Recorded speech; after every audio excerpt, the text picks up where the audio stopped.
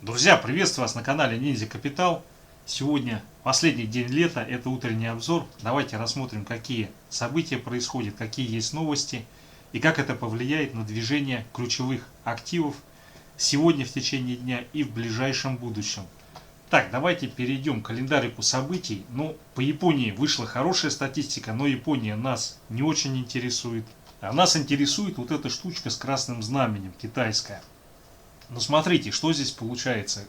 Здесь индекс деловой активности в производственном секторе, он вышел меньше ожиданий, меньше 50,2. На самом деле, это очень тревожный знак, потому что с учетом того, как статистикой обычно занимается во всех странах, то есть значит здесь, в общем-то, не 50,1, а возможно какое-то значение существенно меньше. Помимо этого, индекс деловой активности в непроизводственном секторе, то есть то, что касается сектора услуг, он вышел очень маленький, очень. То есть здесь просадка получается вообще на 6%.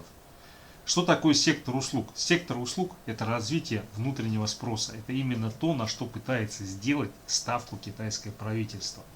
И судя по всему, эта ставка, она никак не оправдывается, никак не разворачивается. Что мы имеем на выходе? Мы имеем стагнирование в промышленном производстве. И, я не знаю, как здесь слово обвал, оно применимо, значительное снижение деловой активности в секторе услуг. То есть здесь по факту у нас происходит то, что называется существенное замедление экономики Китая. Если переходить на новости, которые в западных СМИ сегодня озвучиваются и которые будут двигать рынком в ближайшее время, сегодня, мы с вами видим, что в Китае на всю котлету разворачивается различное закручивание гаек. Уже хотят даже детям регламентировать, что они 3 часа в неделю должны играть и не больше. Но все вот эти действия, они указывают, и в том числе вот эти самые рассуждения по поводу всеобщего блага, всеобщего равенства, как правило, они происходят на пороге того, когда разражается какой-то Армагеддон. И, соответственно, по поводу ограничения различных китайских обучательных платформ, передачи данных китайскому бигтеку, заграничным операторам. Все это, видимо, происходит, потому что они готовятся к тому, что вот-вот и что-то произойдет. При таком остывании экономики, отсутствие развития внутреннего спроса, на который они пытались делать ставку и пытаются делать, все это неминуемо приведет к тому, что, скорее всего, Китай послужит новым центром мирового финансового кризиса, который разразится. И на сегодня китайские индексы проседают, соответственно, Китай задает негативный внешний фон для российского и мировых фондовых рынков. Так, вот касательно переназначения Пауэлла начали кипеть нешуточные страсти. Лидеры демократов, в частности Кортес, говорит, что надо какого-то более прогрессивного руководителя ФРС поставить, который своей целью будет в большем объеме ставить борьбу с неравенством, борьбу за права меньшинств и так далее. Но на самом деле к Пауэллу, мне кажется, здесь грех придираться, потому что он, с одной стороны, и профессионал в этом деле, с другой стороны, он очень дипломатичный, очень обтекаемый товарищ. В общем-то, как и большинство высших государственных сановников в Соединенных Штатах, особенно то, что связано с финансами, но Пауэлл, по-моему, он вообще совсем обтекаемый.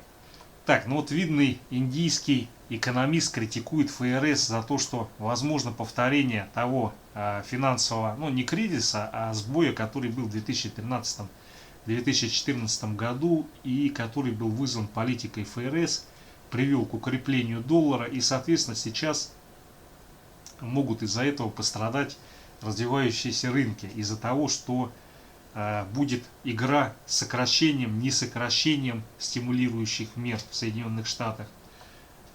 Здесь, в общем-то, уже и китайские финансовые власти выступили с критикой ФРС в части того, что их политика может привести к тому, что национальные валюты будут ослабляться к доллару. Но на самом деле здесь они, мне кажется, лукавят, потому что те меры, которые предприняли китайцы, в частности, снижение резервов у банков, они, в общем-то, сами по себе ведут к тому, что будет ослабление юаня. потому что они распустили денежную массу с одной стороны, с другой стороны они увеличили кредитные риски в финансовой банковской системе. То есть на фоне той ситуации, которая сейчас в Китае и мире, когда риски растут, уменьшать резервы, ну по меньшей мере, мне кажется, это не совсем корректный шаг был. Так, ну и вот мы с вами видим, что в Китае все больше и больше обрисовываются проблемы, которые вопрос только когда они все сойдутся в одну точку и дадут о себе знать.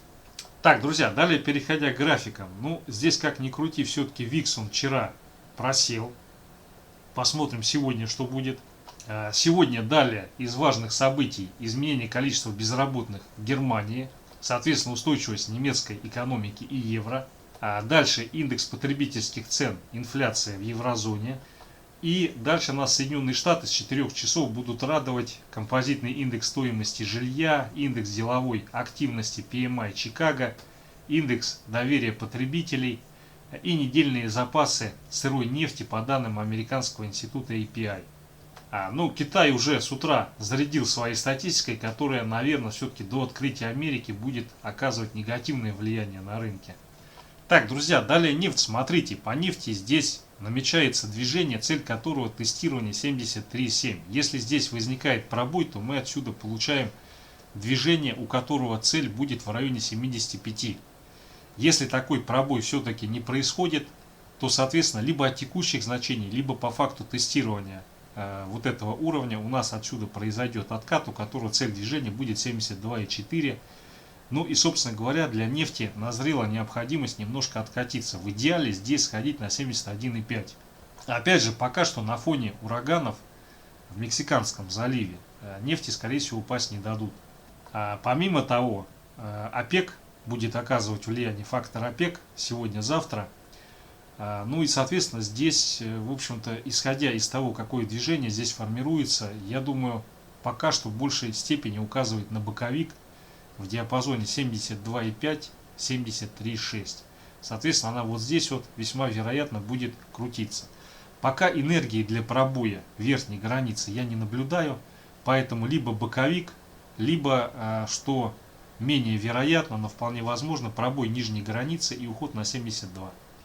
Так, далее SFD на фьючерс S&P, часовой таймфрейм. Ну здесь смотрите, здесь рост, и никаких альтернатив. Соответственно, я полагаю, что до 18-19 сентября, если никакого форс-мажора не будет, мы вот эту прелестную картину будем наблюдать с небольшими откатами. Так, друзья, далее золото. У золота сейчас это часовой таймфрейм, идет борьба за уровень 1816-1814, вот этот диапазон. Если в ближайшие несколько часов диапазон не будет пробит, по золоту развивается на сегодня движение, у которого цель 1832. Если здесь возникает пробой, то золото уходит консолидироваться в район 1807-1806. Так, друзья, далее рубль-доллар. Давайте возьмем сишечку, текущий контракт, дневной график. Соответственно, мы вот сегодня пришли к уровню. Здесь либо у нас сейчас закрепляется пробой, либо если пробой не закрепляется, у нас отсюда должен возникнуть отскок. Соответственно, цель этого отскока движение в район 74-100. Переходя на часовик, соответственно, получается, вот мы подошли к этой зоне 73 400, 73 500, вот эти 100 рублей здесь. Если здесь возникает пробой, нас отсюда ждет движение на 72 900. Если пробоя здесь в ближайшие часы не будет, соответственно, отсюда коррекционный отскок. Первая цель движения это 73 900. Вот сюда к этому значению. Так, друзья, далее евро-рубль, часовой таймфрейм. Давайте текущий контракт возьмем. Ну и все, видите, вот у нас закрепление на 87 тысяч. Его ниже 87 тысяч не пускают. Его активно выкупают. И, соответственно, сейчас отсюда развивается движение, у которого цель 87 200, вот сюда к верхней границе. Соответственно, если здесь возникает пробой, то нас ждет движение на укрепление рубля, у которого цель по фьючерсу будет находиться в районе 86 500, вот сюда к этому значению. Так, друзья, далее фьючерс на индекс РТС. Ну смотрите, здесь почти цель 169 сделали. Почти сделали, но не сделали. Немножко запас хода остается, чтобы ее дободать, и дальше уже можно уходить в коррекционный откат. А если на дневку переходить, то у нас здесь никаких разворотных формаций нету, соответственно, движение наверх должно продолжаться.